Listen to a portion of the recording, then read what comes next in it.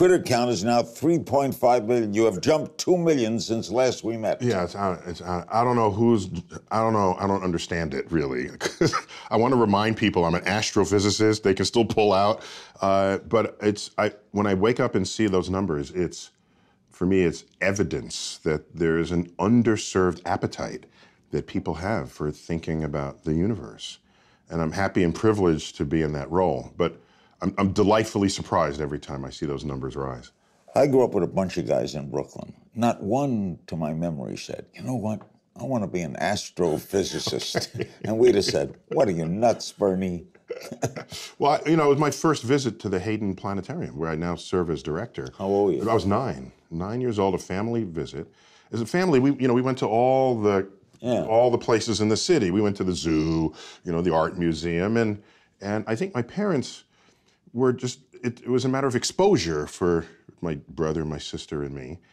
And you don't want your options to be limited when you're asked what do you want to be when you grow up. And the more things you see as a child, the more options you have to reach for if something piques your interest. And for me, a first visit to the planetarium, I'm convinced, in fact, that it was the universe that chose me. Then you have to be good at something in school, which I gather was math. Well, so I liked math, but I think it's wrong to say you have to be good at it. I'd rather say you have to want to be good at it. And then ambition kicks in. And ambition can override whether or not your first foray was unpleasant, or you didn't do well, or maybe you flunked an exam. But if you really like it, you will spend time learning it. That's what liking something means. Maybe too many of us believe that we like something because you're good at it. And sure, there are plenty of cases where that's so. But why deny yourself the pleasure of a life of pursuit of something that brings pleasure?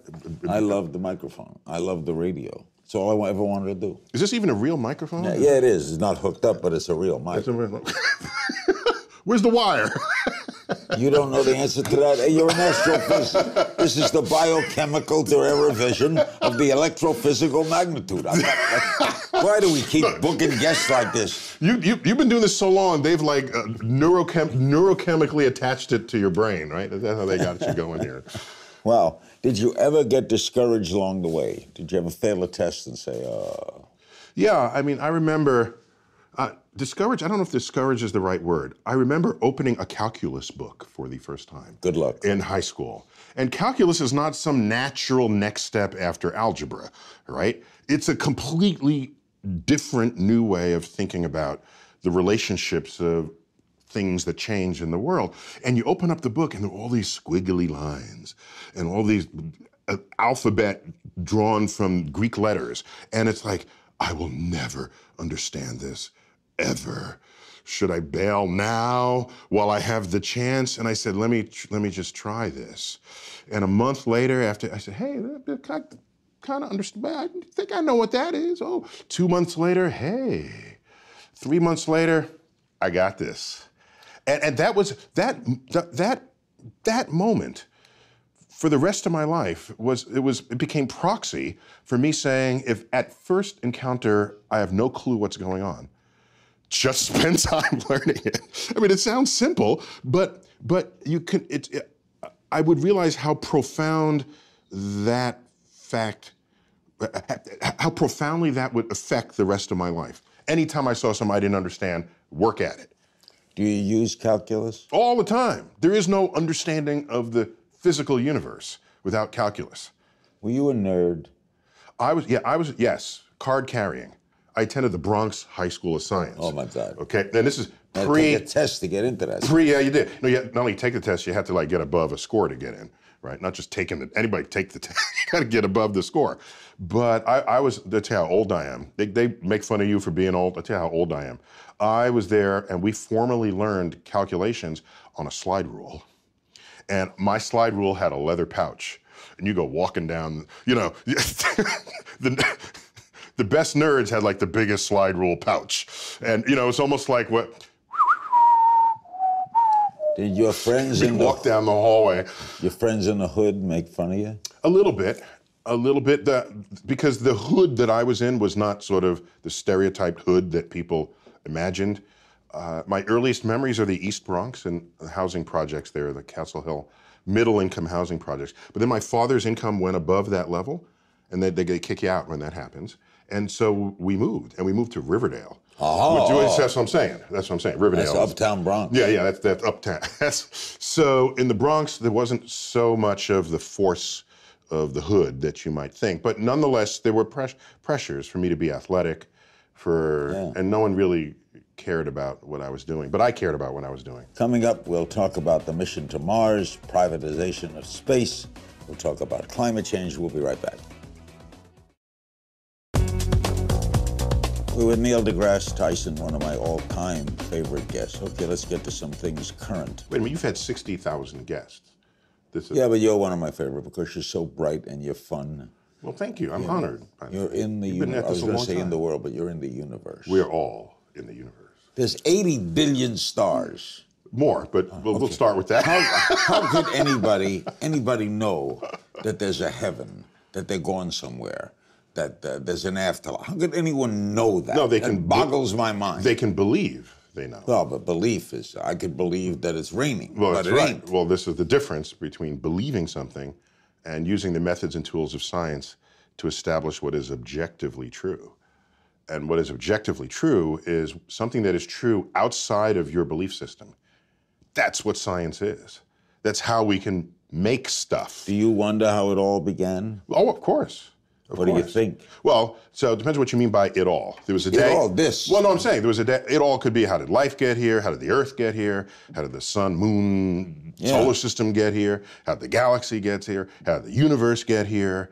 And so all of our evidence points to a pretty fun beginning of the universe, the Big Bang. We got a term for it, the Big Bang. What was there before it?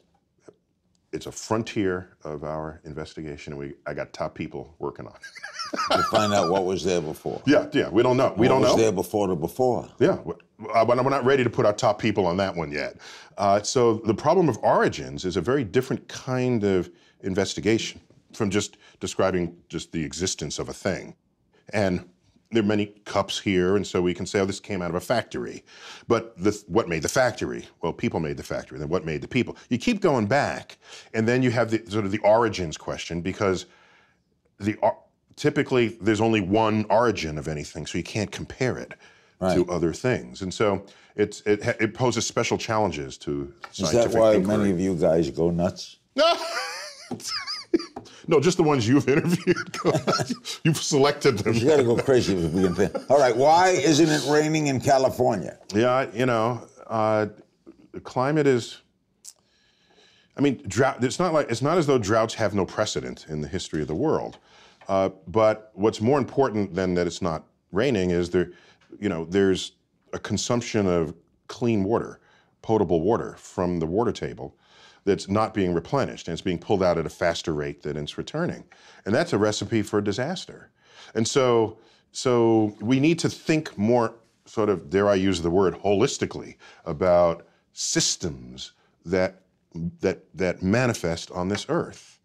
And that's a relatively new way to think about the world. But what do we do about it?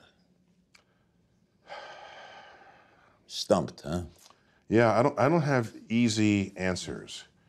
I think we need to be better shepherds of our activities and our behaviors. If you're watering your lawn, do you need clean, potable water to water your lawn? No. You could use the water that came out of your dishwasher. Your grass is not going to care. But we've set up a system that does not intelligently use even the limited water that's available. Bigger question, why isn't it raining? All I can tell you is that in the world, what we're going to find is more extremes of weather. Okay, when it rains, it's going to rain heavier. When it's not going to rain, it's going to rain less than it ever didn't rain before. And as these extreme, that's kind of the new normal we're going to have to grow accustomed to. And all evidence points to the fact that it is human-caused influence on the ecosystem. on the climactic system. So cold weather will get colder, warm weather will get warmer, wet weather will get wetter. Yeah. So the extremes, you'll start visiting the extremes, and what happens is, as the temperature rises, more moisture from the ocean gets lifted into the atmosphere, and generally when we think of weather, we think of storms and things. And so now that when you have a storm, there's more moisture to feed that storm. There's more heating to drive the convective cells. And so the storm gets more ferocious. And we had flooding down here in New York. By the way, this change that people are talking about, it's not one day the ocean will just sort of come in and stay there on your doorstep. No, that's not how it happens first. It happens first where there would be a storm where there'd be a tide surge. And previously, the tide surge never really, maybe came over the sidewalk or the boardwalk, but that was about it. It went away. Now the tide surge makes it into the streets. And that's your first indication. These extremes are your first encounter with what will soon become the new normal. Those who deny climate change, what do you say to them? In a free country, which at least we believe, we tell ourselves we live in a free country, I don't care what you believe. You believe whatever you want. The problem comes about is if you are in denial of an emergent scientific truth and you wield power over legislation. That's a recipe for disaster.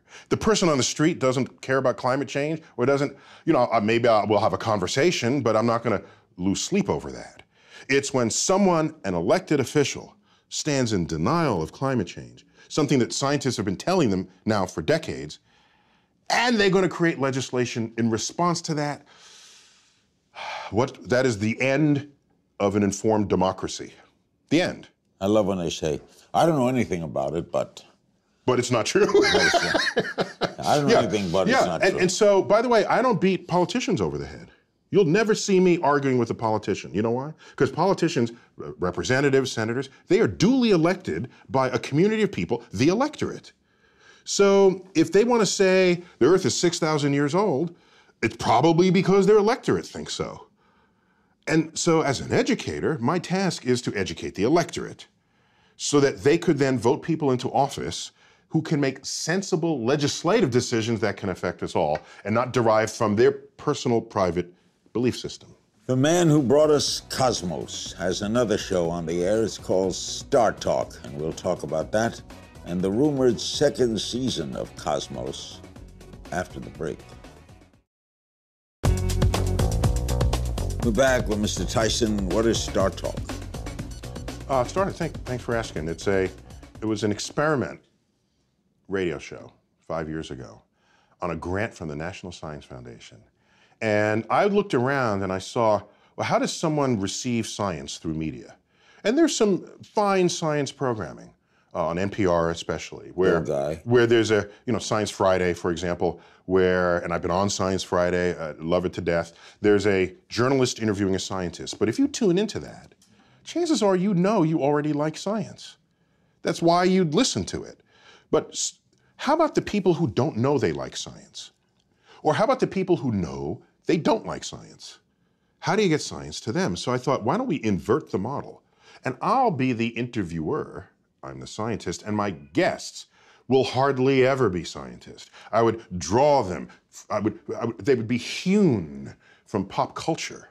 And my conversation with them would be about all the ways science has influenced their life or their livelihood. Are you teaching or asking? So there's some teaching in there, but it's really, if these are people, you would have heard of these people we've interviewed. One of them is like President Carter, all right? I didn't ask him about the Middle East. That's what other people do. I asked him about his engineering background and how that might have influenced his diplomacy. Is he thinking differently from others who had a different background? That's kind of interesting to me. It might be interesting to others. Interviewed George Takei from the original Star. He's a fun guy on every level. And we talked about the science fiction projections for the future and what came true, what didn't. But he's from pop culture. He's not a scientist. He may have played one on TV, but he's not a scientist. So you do this on television now, too? So now it jumps species. And the National Geographic Channel, by the way, Cosmos, while it aired on Fox domestically and National Geographic delayed, National Geographic took it around the world in 180 countries. And so I had a relationship with National Geographic, and they said at the end of Cosmos, we got to do more TV together. And I said, no, that's not kind of what I'm about. But I am doing this radio show. Maybe we could film that. They agreed, and now it's on late night, like 11 p.m. The great man who started Cosmos was Carl Sagan. my man. I interviewed him maybe 100 times. Yeah, Carl's a billion. So you can say you've interviewed him maybe a billion times. I loved him. Yeah, get the billion going there. He was pre-you. Yeah, my first encounter with him was memorable for me. Probably not for him, but for me. I had applied to college, and I've told this story before. In fact, I retell it in Cosmos. I'd applied to college, and I'd known I was interested in the universe. I had been accepted at Cornell, and unknown to me, the admissions office forwarded my application to him for his comment and reaction. He then sent me a personal letter, hand-signed, saying, I hear you're considering Cornell. I'll be happy to give you a tour of the campus if you want to come up and visit to help you decide. And he was already famous. He had been on Carson, and scientist on Johnny Carson, oh my gosh, that was nobody had done that before. So he had cleared the field for anyone who would come after him to do much of what he had pioneered. And so I did go up, he met me outside the building, gave me a tour, reached behind him, didn't even look, reached behind him, pulled out one of his own books. I'll never forget that. You have written so many books, you just reach behind and grab the book that happens to be there. Signed it to me, I still have that book.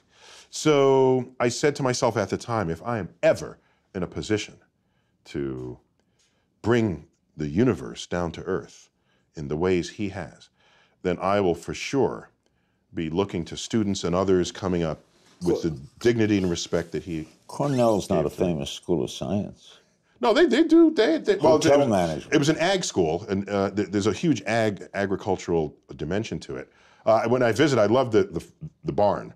The barn, they take the methane flatulence that cows so freely put into the air from their own digestive tract, and then they use that to keep the barns warm by burning the methane over the winter. So it's Did you enjoy Cornell? No, I didn't actually attend Cornell. You didn't? Yeah, no, I actually didn't attend. Where'd you go? I attended Harvard. Oh, wow. Yeah. No, because I figured I didn't want to go to Cornell just for one person, because suppose he went to another place. Whereas Harvard was very deep in astrophysics. Was Carl disappointed? He wrote me a letter. He said I did not make a mistake by choosing Harvard. That was the... What do you make of Mr. Musk and the others who are, they're going to... Oh, Elon! They're going to send their own planes up. It's rockets, yeah. Right. I'm skeptical on a couple of levels. By the way, we need people thinking that way. He wants to send a mission to Mars. We need those people in society. Otherwise, the rest of us think that every other day should be like the previous one. So let me just lead with that. But I can tell you that the first people to do really expensive things where they're dangerous and people could die and there's no known return on investment, those are not business people. Those are governments. The first Europeans to the New World were not the Dutch East India Trading Company. It was Columbus, funded by Spain. Then he draws the maps, and here's the trade winds, and here's where the hostiles are and the friendlies are. Here's where you find the fruit that you can eat. Then you can make a business case for it. Otherwise, it's a really short meeting. If I say, hey, I'm going to go to Mars, bring in all your venture capitalists, and they start asking questions. How much does it cost? I don't know, but a lot. And is it dangerous? Yeah, people probably die. What's my return on investment? I have no idea, probably zero. That's a 5-minute meeting, and it doesn't happen. So somebody's got to go out there with the long view, the longer than the quarterly report view. And once the patents are awarded and you've established what's dangerous and what's safe, then you make the business case. Our guest is the fabulous Neil Tyson. When we come back, I'm going to talk about life and death and what he thinks, what he believes, what he has faith in after this. We're back with Neil deGrasse Tyson. He is one of the fabulous people in this country, one of my favorite guests. I'd like to tour with you. we do universities, and I ask questions and we explore things. Okay, you're the scientist. Bring it on. Bring it on. You accept facts and belief. I know the religious people believe, the scientist says prove. What do you believe? What do you think happens when we die? Well, so I can make some unassailable statements about what happens when you die. So you spend your life eating food. Food has a calorie content, and calorie is a source of energy. Calorie is a unit of energy. You bring it in, and then the energy is available for you to maintain your body temperature at nearly 100 degrees. It's 98.6. How do you keep something at 100 degrees when nothing else around you is? You're burning energy to sustain that. Because biologically, we need to be at that temperature to function, okay? You also need energy to walk and to move. That's why you eat food. The moment you die, what happens? You don't maintain the energy. Your temperature drops. How far does it drop? To room temperature. At a funeral, in the casket, if you touch the hand of the person in the casket, your first thought is, the body's cold. No, it's not. It's room temperature. But it's cold compared to 100 degrees. They're no longer burning this energy. Okay, so now, every one of your molecules has energy within it. If you get cremated, that energy gets released in the form of heat. And you heat the air, and that air radiates to space. You get buried, which is how I want my body to be disposed of. Bury me. Bury me. Because you know why? I don't want the energy content of my body to just get radiated out into space, of no use to anybody. Put me in the ground. Let the worms, microbes come in and out of my body. And the energy content of my body that I had assembled over my lifetime, consuming the flora and fauna of this earth, my body then returns to them. And thus is the cycle of life. I know that's going to happen because you can measure where the energy goes. And that's how I want to go out. But you're not conscious, and that's for eternity, right? Yeah, there's no evidence that I have any consciousness of anything. And by the way, is that so weird? Did you have consciousness before you were born? Were you saying, how come I'm not on Earth? My gosh, I need to be on Earth. Or where am I? No, there's just the state of non-existence. And so I'm not given any reason. Yeah, but now I am born, and I can't stand the thought of non-existence. See, I already have existence. I accept Okay, it is true. We fear death because we are born knowing only life. Right. I get that. However, I take another view, because I've been asked, if you could live forever, would you? Yes. Okay, we're done with the interview. Finish the sentence. Yes. No, okay, sure, that's an attractive idea. But the way I look at it is the knowledge that I'm going to die that creates the focus that I bring to being alive. The urgency of accomplishment, the need to express love now, not later. If we live forever, why ever even get out of bed in the morning? Because you always have tomorrow. That's not the kind of life I want to lead. But why, don't you fear not being around? I fear living a life where I could have accomplished something and didn't. That's what I fear. I don't fear death. You don't fear the unknown? I love the unknown. I love the, you know what I want on my tombstone? My sister has this in her notes, because in case I can't tell anyone after I die. On my tombstone, a quote from Horace Mann, the great educator. Be ashamed to die until you have scored some victory for humanity. That's what I want on my tombstone. But you don't fear or think about not being around?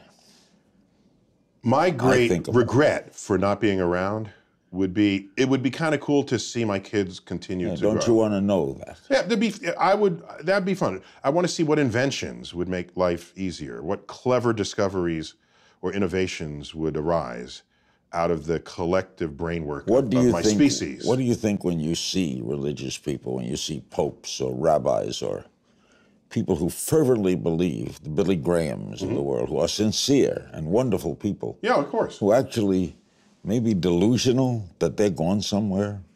No, they're embedded in belief systems. And what I look at is I see all the belief systems, and when you line them up, they're not really compatible with one another. So whatever they're believing, it can't